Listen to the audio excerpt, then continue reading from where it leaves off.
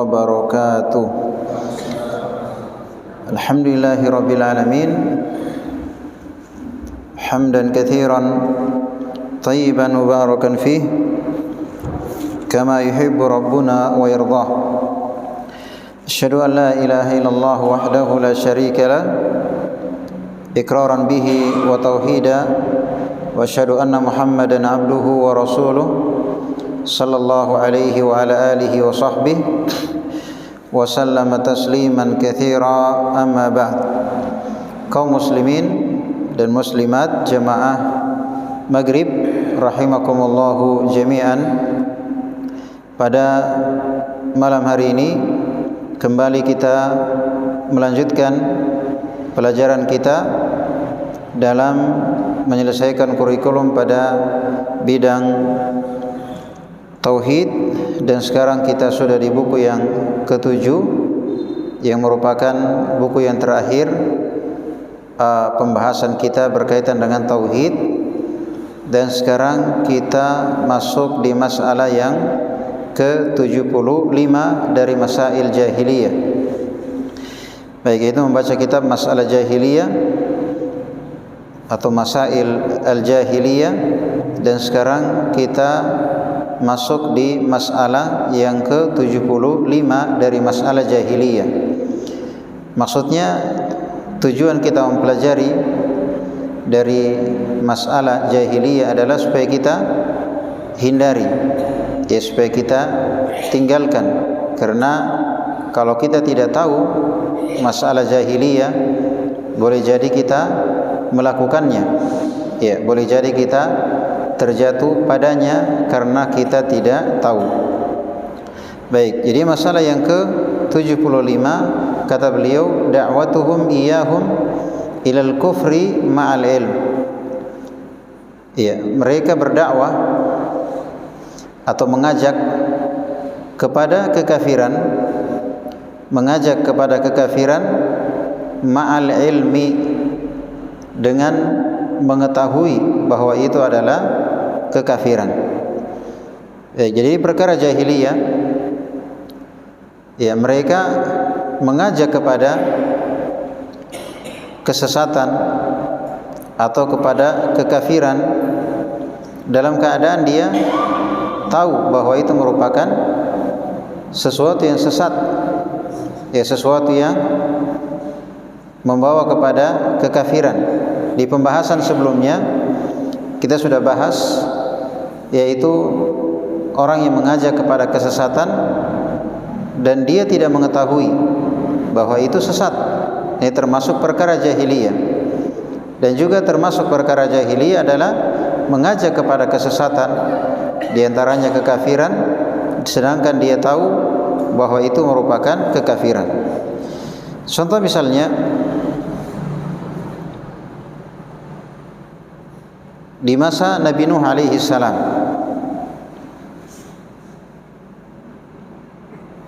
iya, mereka mengatakan, jadi iblis datang kepada kaumnya Nabi Nuh, dan iblis tahu bahwa kekafiran, ya, iblis tahu bahwa ini merupakan kekafiran. Tapi dia mengajak kepada kekafiran dalam keadaan dia tahu bahwa ini kekafiran. Contoh misalnya di masa Nabi Nuh alaihi salam, ketika mereka bersedih, ya, ketika kaumnya Nabi Nuh bersedih atas ulama atau tokoh-tokoh yang meninggal di kalangan mereka, yaitu ada Wad dan Suwa, Yaghut, Ya'uq, Nasra. Ya.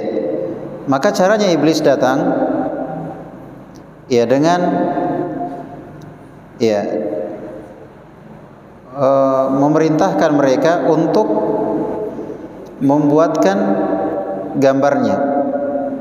Artinya membisikkan kepada kaumnya Nabi Nuh ketika itu untuk membuatkan gambarnya. Ya, artinya kalau bahasa kita sekarang fotonya atau patungnya. Ya, fotonya atau patungnya. Ya. Artinya tujuannya supaya katanya kalau melihat gambarnya orang-orang soleh yang sudah meninggal ini, ya, melihat patungnya orang-orang soleh yang sudah meninggal ini akan menumbuhkan semangat, ya, mengingat semangat mereka dahulu. Artinya di sini ternyata yang menyesatkan itu mereka tidak langsung datang mengatakan tinggalkan sholat, langsung mengatakan berbuat kekafiran, tapi mereka datang dengan cara yang bagus sehingga orang-orang tidak mengetahui bahwa ini berbahaya. Ya, makanya semua orang yang mengajak kepada kesesatan, kepada kekafiran itu tidak langsung terang-terangan. Kamu tinggalkan sholat, kamu bikin syirik, kamu menyelisihi Nabi, tidak. Tapi dengan cara, ya, yang kelihatannya bagus, seperti iblis. Jadi ketika iblis ini melihat kaumnya Nabi Nuh bersedih dengan meninggalnya ulama atau orang soleh di antara mereka, maka dia datang membisikkan kepada mereka, coba buatkan patungnya, buatkan gambarnya. Artinya tujuannya katanya supaya kalian kalau lihat patungnya, lihat gambarnya akan menambah semangat, mengingat kesolehan mereka, mengingat semangat ibadah mereka, mengingat semangat kebaikan mereka. Jadi dengan melihat gambarnya katanya, melihat patungnya akan menumbuhkan semangat. Itu artinya cara iblis. Dan tentunya orang-orang yang tidak paham niat iblis ini pasti merasa, oh iya, bagus ini, bagus. Artinya menumbuhkan semangat. Kalau kita lihat lagi gambarnya, patungnya, muncul semangat, mengingat dulu mereka semangatnya akan munculkan semangat kepada kita, ya kan? Nah, akhirnya meninggal yang buat ini. Artinya tinggal anak-anaknya mereka. Maka setan lagi datang kepada anak-anaknya. Dulu bapak kalian ini bikin gambar ini, bikin patung ini. Mereka dulu biasanya di sini mereka berdoa, mereka tawaf di sini, mereka bernadar. Kalau ada hajatnya mereka biasa ke sini, ya kan? Jadi coba lihat, ternyata iblis ini dalam mengajak kepada kekafiran itu tidak langsung berbuat kesyirikanlah kalian, kafirlah kalian, tinggalkan sholat kalian, tidak. Tapi bertahap dan memulai dari sesuatu yang kelihatannya bagus, kelihatannya bagus. Taib.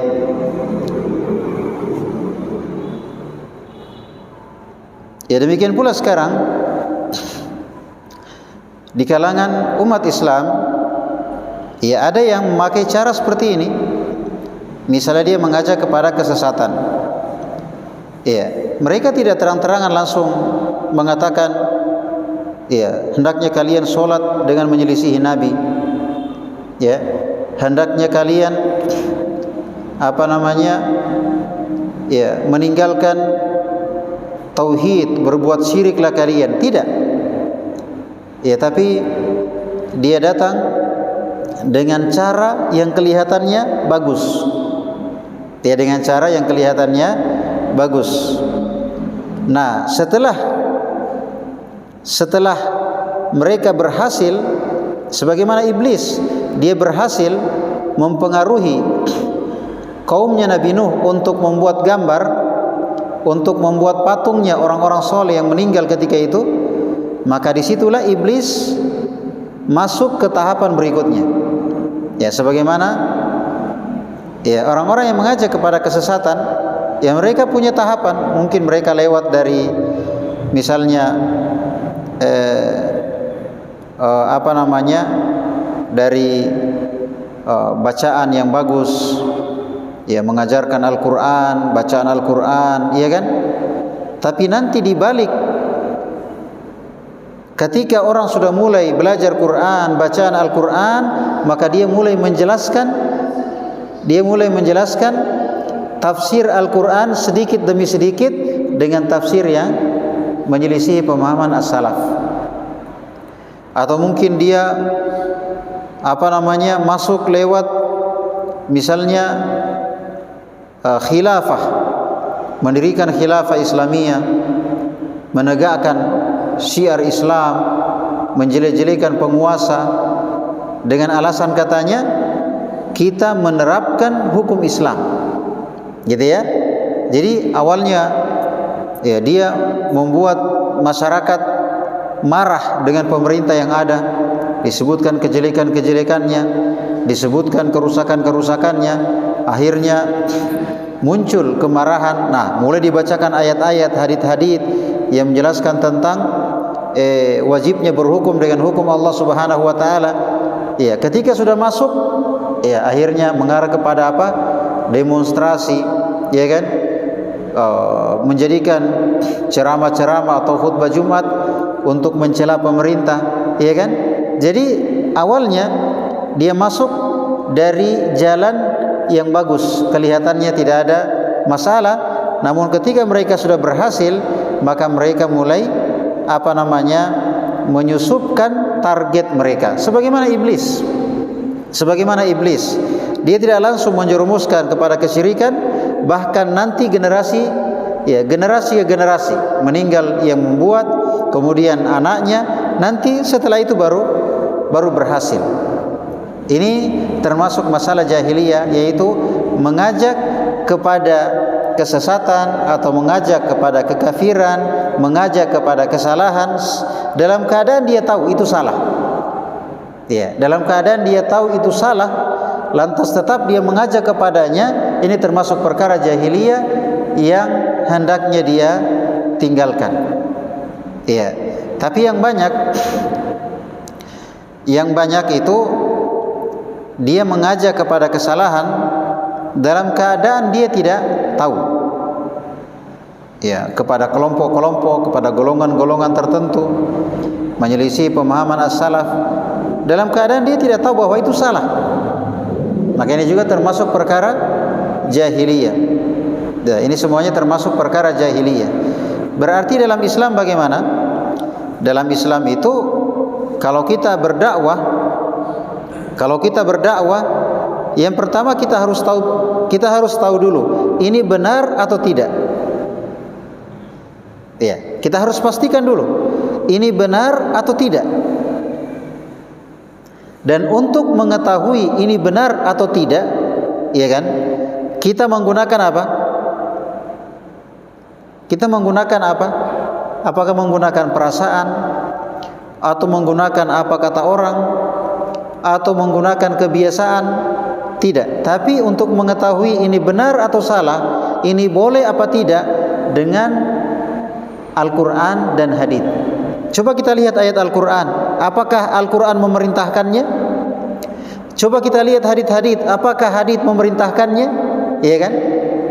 Misalnya tentang tauhid, apakah Al-Quran memerintahkan kita bertauhid? Jawabannya apa? Iya. Apakah hadits-hadits memerintahkan kita bertauhid? Jawabannya apa? Iya. Maka dakwakan, ajak manusia untuk bertauhid. Jadi caranya kalau kita sebagai muslim adalah kita dalam berdakwah kita pastikan dulu bahwa ini benar atau tidak. Kemudian sudah kita bahas tadi, untuk mengetahui ini benar atau tidaknya kita kembali kepada Al-Quran dan hadits sesuai pemahaman para sahabat. Dan tidak mungkin kita bisa memahami Al-Quran dan hadits ini kecuali dengan cara kita belajar. Kita belajar sehingga kita bisa memahami Al-Quran dan hadits tersebut. Taib.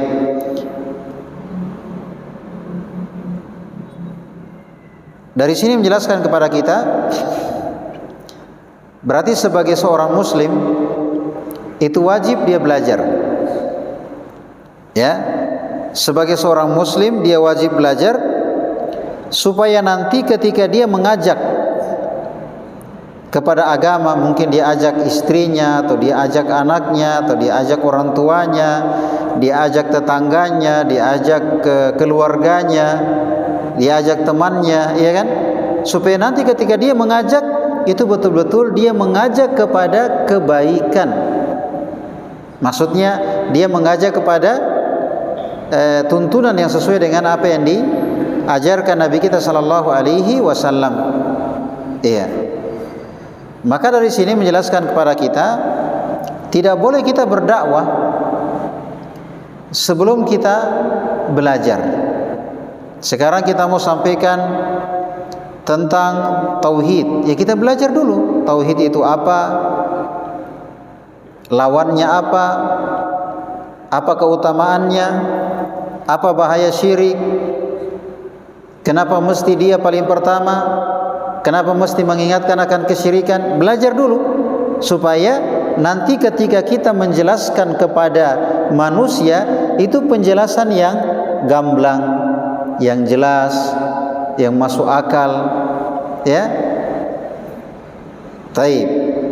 Demikian pula misalnya kita mengajak kepada solat, tentunya orang yang kita ajak mereka harus diajarkan bagaimana cara berwudu, bagaimana cara solat yang benar, ya. Tentunya ini pembahasan yang panjang. Dalam wudu ada rukunnya, ada syarat-syaratnya. Dalam solat ada rukunnya, ada syarat-syaratnya, ya kan? Maka artinya sebagai seorang muslim wajib kita belajar sehingga kita bisa mengajak yang lainnya di atas ilmu. Taib. Selanjutnya masalah yang ke-76, al-mas'alatu sadisatu wa sab'un, masalah yang ke-76, al-makrul kubbar ka fi'li qaumi Nuh. Al-makrul kubbar ka fi'li qaumi Nuh. Ya, membuat makar yang besar sebagaimana yang dilakukan oleh kaumnya Nabi Nuh. Ya, makar artinya tipuan, ya tipuan atau rencana jelek untuk ya memasukkan atau ya menjadikan kejelekan itu berhasil. Itu namanya makar. Jadi termasuk masalah jahiliyah adalah memiliki makar atau rencana atau cara yang tersembunyi, cara yang terselubung untuk menciptakan kejelekan. Jadi dia punya rahasia, dia punya cara yang tersembunyi, ya, dia punya konsep yang tersembunyi, gerakan yang tersembunyi untuk mengantarkan kepada kejelekan. Iya. Misalnya Allah Subhanahu wa taala sebutkan tentang kaum Nabi Nuh alaihi salam, wa makaru makran kubbara. Mereka membuat makar yang besar. Iya, wa qalu. Mereka mengatakan la tadharunna alihatakum. Jangan kalian tinggalkan sembahan-sembahan kalian. Nah, ini petinggi-petinggi atau ulama-ulama yang dianggap, yang diulamakan ya di masa Nabi Nuh mengatakan la tadharunna alihatakum. Jangan tinggalkan sembahan-sembahan kalian. Jadi ketika Nabi Nuh alaihi salam mendakwakan tauhid, maka muncul orang-orang yang menghalang-halangi, gitu ya. Ketika Nabi Nuh alaihi salam mendakwakan tauhid, maka muncul orang-orang yang menghalang-halangi, yang mempengaruhi masyarakat ketika itu supaya jangan terpengaruh dengan Nabi Nuh.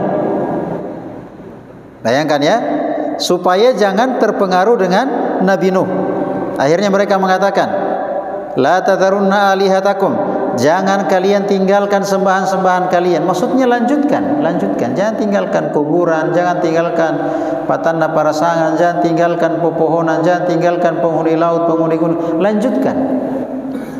Ya, ikuti Nabi Nuh, jangan terpengaruh dengan Nabi Nuh. Ya.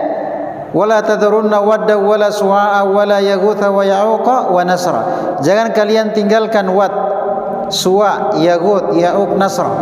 Maksudnya disebutkan 5 orang di sini. Ada yang bernama Wad, yang bernama Suwa, Yaghut, Ya'uq, Nasr. 5 orang.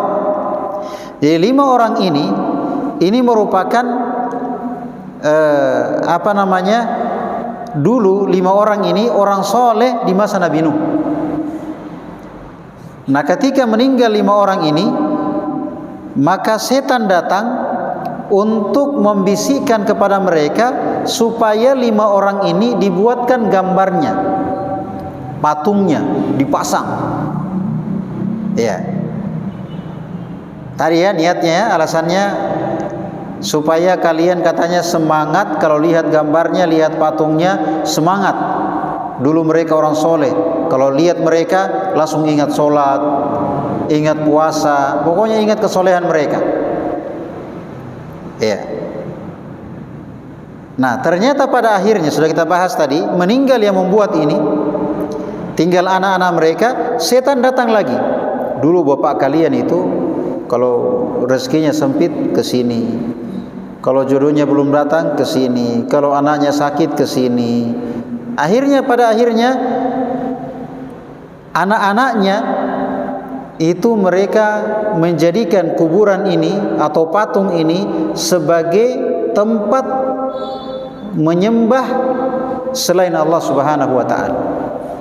Iya. Sebagaimana terjadi sekarang. Ya, kuburannya syekh ini, imam ini, ya, mereka datang ke situ berdoa, bernazar, tawaf, ya, menyembelih dan sebagainya. Ya. Wa qad adallu katsira, dan mereka telah menyesatkan dengan jumlah yang banyak. Iya, karena di masa Nabi Nuh, bayangkan Nabi Nuh berdakwah 950 tahun.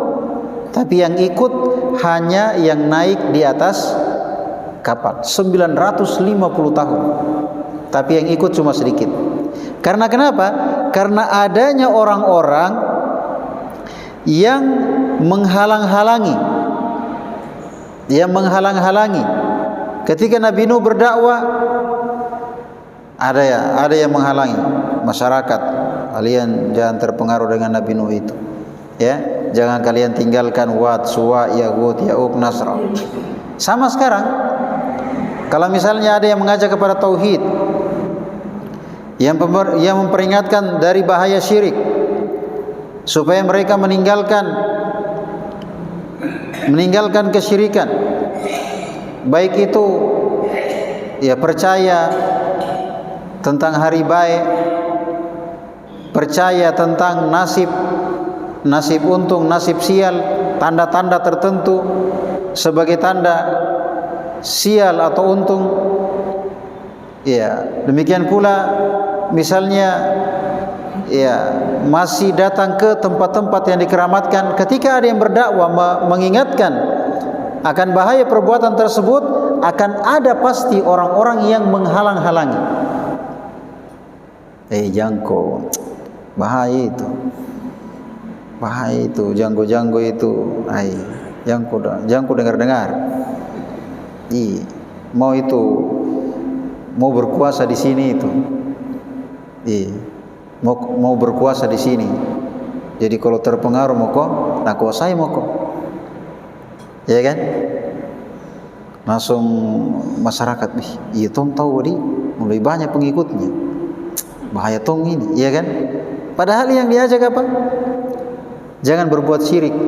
Yang diajak apa? Bertauhid. Ya kan? Yang diajak apa?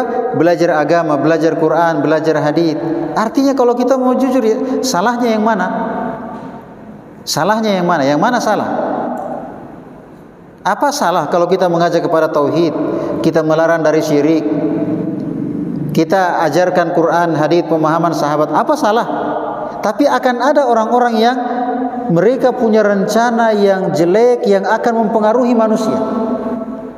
Jadi mereka punya wa makaru makran kubbara, kata Allah. Mereka membuat makar yang besar. Dan itu setiap masa sampai sekarang ada. Ya, ketika diajarkan syariat, misalnya ketika diajarkan hijab, misalnya hijab, akan ada orang-orang yang memberikan pengaruh. Ya, akan ada orang-orang yang memberikan pengaruh ke masyarakat. Oh, hijab itu cuma kebiasaan orang Arab saja, tradisinya orang Arab, gitu kan? Tradisinya orang Arab. Artinya akan mengesankan bahwa oh ini bukan agama, itu hanya kebiasaannya orang Arab pakai jilbab. Artinya mengesankan kepada masyarakat bahwa ini bukan agama, cuma kebiasaan. Intinya, ya, setiap masa akan ada orang-orang yang memiliki keahlian, ya, memiliki keahlian untuk menghalang-halangi manusia dari sampainya kebenaran kepada mereka. Dan ini, orang-orang seperti ini termasuk perbuatan jahiliyah. Yang dia lakukan ini termasuk perbuatan jahiliyah, bukan perbuatan Islam. Ini bukan perbuatan Islam. Jadi perbuatan Islam artinya dia tidak menghalang-halangi, bahkan dia mendukung, ya, dia support, ya, dia mengajak supaya kembali kepada kebenaran, maksudnya kembali kepada Al-Quran dan hadis dengan pemahaman yang benar.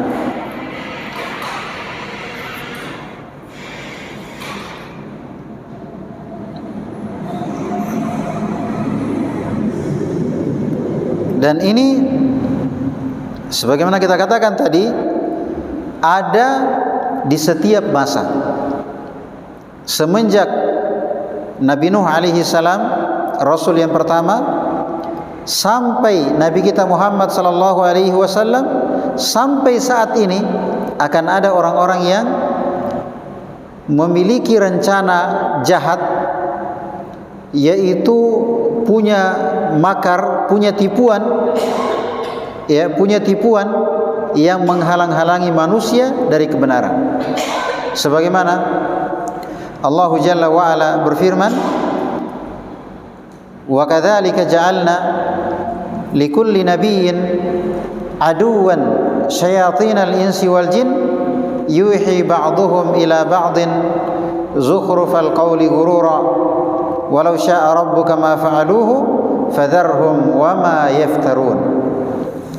Kata Allah, demikianlah kami jadikan setiap nabi memiliki musuh dari kalangan setan dari kalangan manusia dan dari kalangan jin. Jadi yang menghalangi dari kebenaran itu bukan hanya setan jin, tapi juga setan manusia. Jadi demikianlah kami jadikan setiap nabi memiliki musuh dari kalangan setan dari kalangan manusia dan jin. Yuhi ba'dhum ila ba'din zukhrufal qawli ghurura, mereka saling menyampaikan kalimat-kalimat indah untuk menipu. Maksudnya kata-katanya indah, kata-katanya bagus, tapi ternyata tujuannya adalah untuk menipu. Kata Allah, walau syaa rabbuka ma fa'aluhu, andaikan Tuhanmu berkehendak maka mereka tidak akan lakukan. Fadharhum wama yaftarun, tinggalkan mereka dan kedustaan mereka. Tinggalkan mereka dan tinggalkan kedustaan mereka. Taib, artinya dari ayat ini menjelaskan kepada kita bahwa akan ada di setiap masa, di setiap ada orang yang mengajak kepada kebenaran, pasti akan ada orang-orang yang menghalangi dari kebenaran, pasti. Ini sudah menjadi takdir Allah Subhanahu wa taala.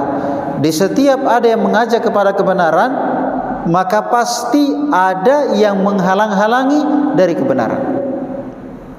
Semenjak Nabi Nuh alaihi salam sampai sekarang, ketika diajak kepada tauhid, maka pasti ada yang orang-orang yang mempengaruhi manusia, ya, menghalang-halangi manusia supaya jangan bertauhid, supaya tetap dengan kesyirikan. Ketika ada yang mengajak kepada sunnah, kepada tuntunan Nabi sallallahu alaihi wasallam, maka akan ada orang-orang yang menghalang-halangi sampainya ilmu itu kepada manusia, dan mereka memerintahkan tetap kalian berbuat bid'ah, gitu ya, tetaplah kalian melaksanakan penyelisihan terhadap Nabi, tapi dengan bahasa-bahasa yang bagus, dengan bahasa-bahasa yang bagus. Misalnya mereka mengatakan, ya, misalnya mereka mengatakan bahaya itu, ya kan, bahaya itu, ya, suka menyalahkan, suka membid'ahkan, ya, merasa benar sendiri. Padahal kita kan menjelaskan Quran, menjelaskan hadis, sama-sama kita belajar, ya kan, sama-sama kita kembali, ya kan. Tapi akan ada orang yang salah paham, seakan-akan kita suka menyesatkan, seakan-akan kita suka mengkafirkan, padahal kita hanya menjelaskan ini yang benarnya. Coba lihat ayatnya mengajarkan kepada tauhid, coba lihat hadisnya menyuruh kita bertauhid, meninggalkan syirik. Ayo bertauhid, ayo tinggalkan syirik, kan begitu, ya kan? Tapi ternyata akan ada orang-orang yang mempengaruhi masyarakat supaya mereka terhalangi dari ilmu agama, dan supaya tetap dalam kesalahan yang biasa mereka lakukan. Iya. Jadi kata Allah Subhanahu wa taala, kalau ada orang-orang yang menghalang-halangi seperti ini, kata Allah, fadharhum wa ma yaftarun. Tinggalkan mereka, jangan gubris. Jangan digubris. Fadharhum, tinggalkan, wa ma yaftarun, dan kebohongan yang mereka buat. Karena pasti bohong. Pasti bohong. Tak mungkin jujur, pasti bohong.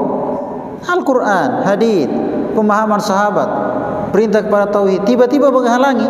Kira-kira bahasa apa kalau bukan bahasa bohong? Kira-kira bahasa apa yang dia mau sampaikan ke masyarakat kalau bukan bahasa bohong? Sudah pasti. Kata Allah Subhanahu wa taala, fadharhum wa ma yaftarun. Tinggalkan mereka, jangan dibati-bati. Jangan dibati-bati, ya. Jangan direspon, ya. Dan apa yang mereka katakan, tinggalkan, ya. Ini dari sini menjelaskan kepada kita bahwa sebagai seorang muslim, ya, meninggalkan perkara jahiliyah ini, yaitu menjadi penghalang tersampainya kebenaran, ya. Maka jangan sampai seorang muslim seperti itu, menjadi penghalang dengan bahasa-bahasa dia, dengan penjelasan dia yang ternyata tujuannya untuk menghalangi manusia, menghalangi masyarakat, ya, supaya mereka paham agamanya, pemahaman yang benar. Maka perbuatan ini termasuk perbuatan jahiliyah. Berarti perbuatan yang islami adalah mendukung, memudahkan, memfasilitasi, ya kan? Apalagi, iya, memudahkan. Iya, intinya dia tidak menghalangi. Dia tidak menghalangi sampainya kebenaran, ya, sampainya kebenaran kepada manusia. Taib. Selanjutnya, masalah yang ke-77, inna aimmatahum imma alimun fajir wa imma abidun jahil. Sesungguhnya ulama mereka ada dua keadaannya. Mungkin berilmu tapi fajir, mungkin dia ahli ibadah tapi jahil. Tapi dia jahil. Maksudnya di sini ada orang berilmu tapi saking pintarnya ya, maka dia menyesatkan orang dengan jumlah yang banyak. Artinya dia punya ilmu, akhirnya dia bisa katakan ini halal padahal haram. Dia bisa katakan ini haram padahal halal. Dia bisa katakan ini boleh padahal enggak boleh.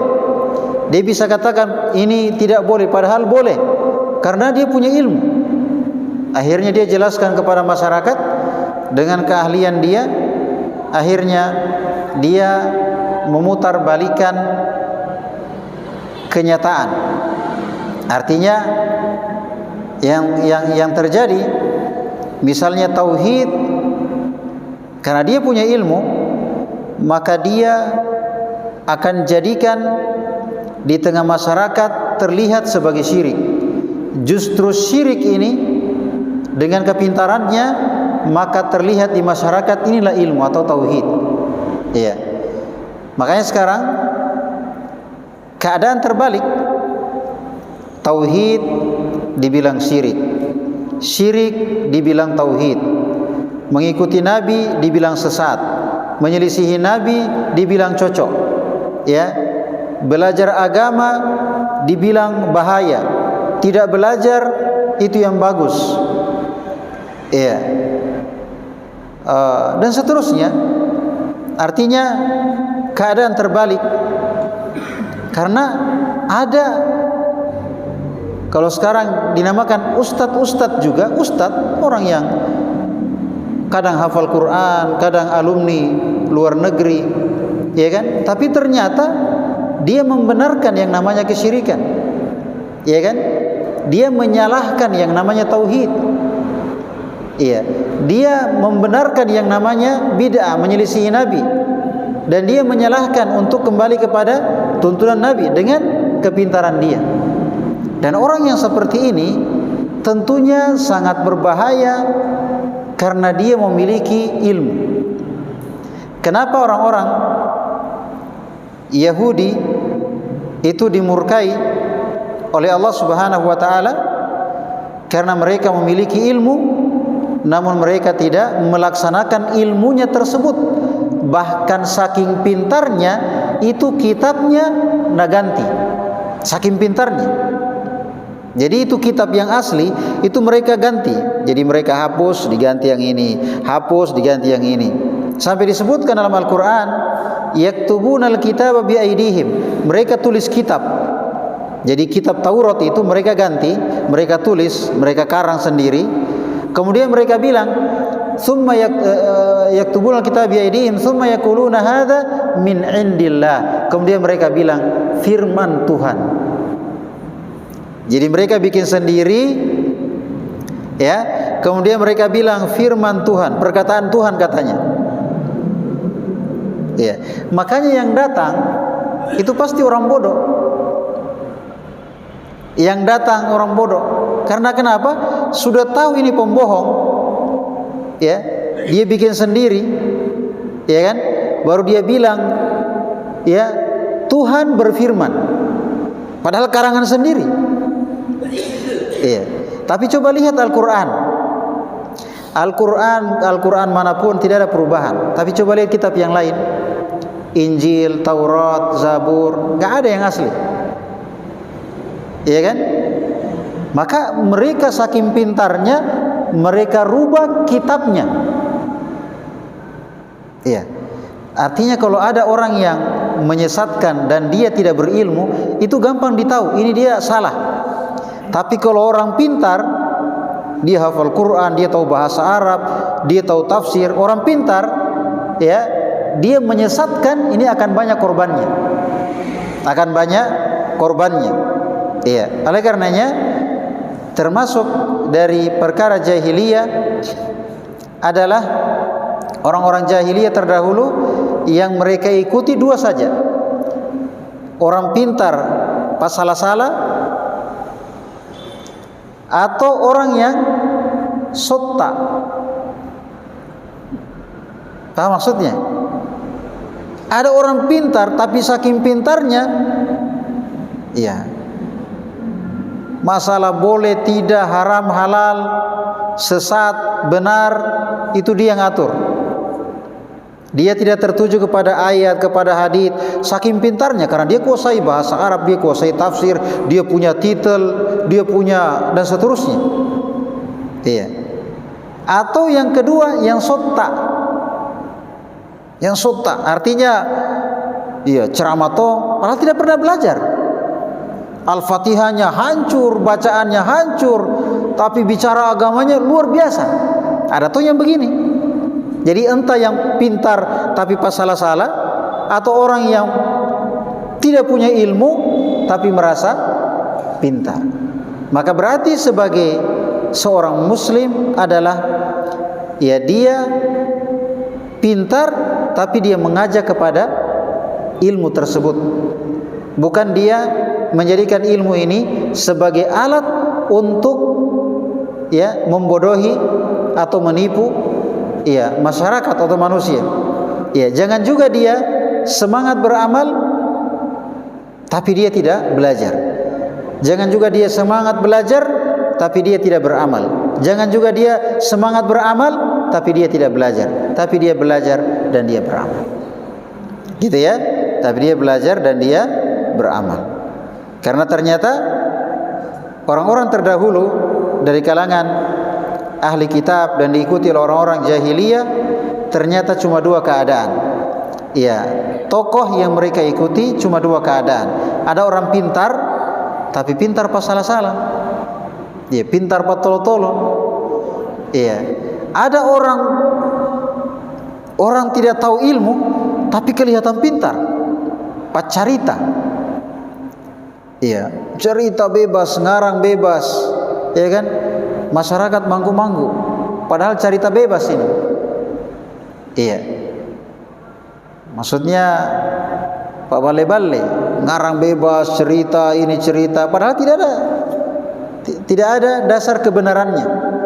Oleh karenanya di akhir pembahasan kita ini masalah yang ke-77 dari masalah jahiliyah adalah panutan orang-orang jahiliyah terdahulu cuma dua keadaan. Orang yang berilmu namun tidak mengamalkan ilmunya, atau orang yang rajin beribadah tapi tanpa ilmu. Berarti sebagai seorang muslim adalah berilmu dan beramal dan mengajak kepada ilmu tersebut. Ya, mengajak kepada ilmu tersebut. Taib, mungkin itu yang bisa kita jelaskan pada kesempatan malam hari ini. Semoga apa yang kita dengarkan bermanfaat bagi kita semua. Mohon maaf atas segala kekurangan. Subhanakallahumma wa bihamdik, asyhadu an la ilaha illa anta, astaghfiruka wa atubu ilaik. Wassalamu alaikum warahmatullahi wabarakatuh.